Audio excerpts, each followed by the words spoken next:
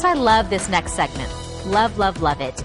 It's about journaling because you don't have to be a great writer, a perfect speller, a creative thinker to keep a personal journal. But what you'll get out of just writing those thoughts down can be so immensely beneficial that we wanted to really delve into it with licensed professional counselor that is, and life coach Chris Dorn. You are here with not only some advice, but a wonderful product that I think, this is a baby book that you gave me. Yes. I guess it's been about 6 weeks ago. Right, last time I was on the show. And this one is specifically geared towards expectant parents. Yes, and mothers. And it basically walks you through the steps of just kind of writing down different thoughts, but not with specificity. Well, there are little prompts. Sometimes people have a hard time journaling because they don't know what to write about. Right. And so there are certain prompts like the first time I felt you move, and then ... and you get to fill in all the blanks. So for people that are having a little bit of a hard time thinking of what should I write to my baby, this allows them to give them some ideas. This is a great book, but what I wanted to do is I wanted to go a little bit broader about journal writing in general, because you don't have to be an expectant mother or parent.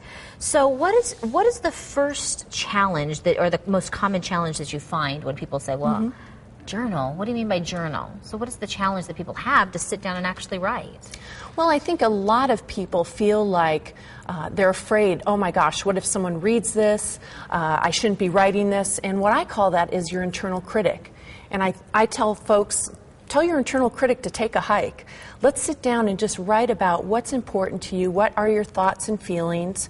And sometimes a lot of people will brainstorm, kind of free association as therapists we call that, where they just write down any word and then they pick a word and start to expand about that. Why is it so good for us to go through those steps in that process?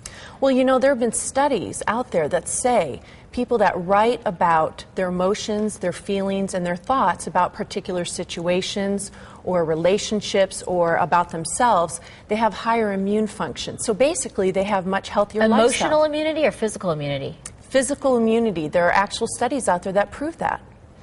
Okay, so it's not that you're just kind of helping your head and keeping yourself sane, but you're actually physically building up, you know, a stronger body. Absolutely.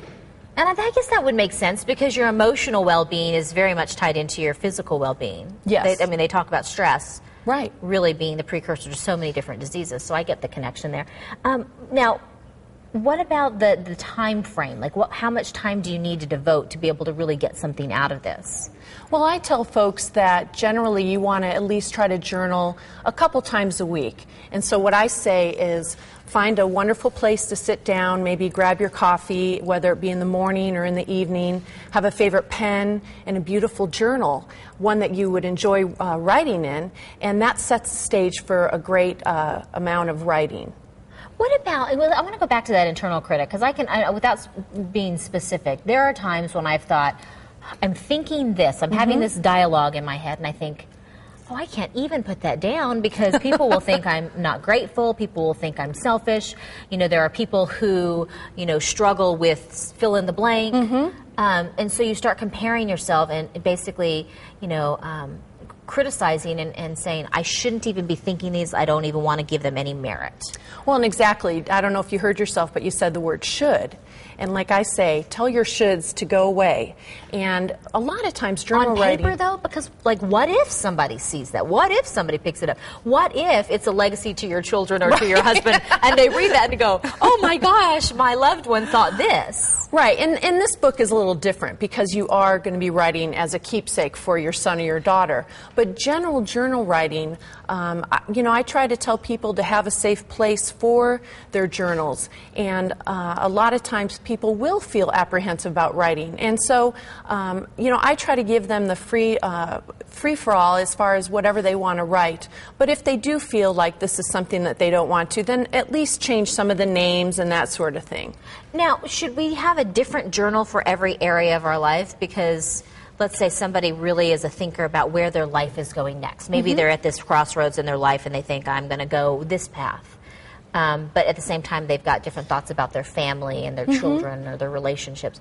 Do we have different journals for different Right, that's a good question, Stephanie. What I try to tell my clients is if you have one journal where you can write the majority of what's going on in your life, that makes it less complicated.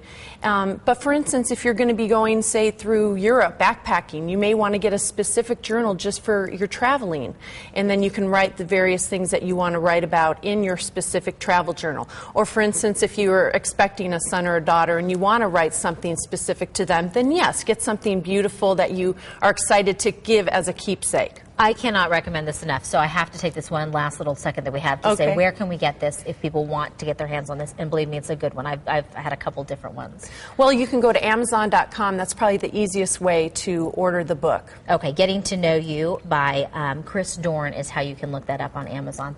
Thank you so much, not only for the gift, but for sharing the gift of journal writing and how to do it. We appreciate that.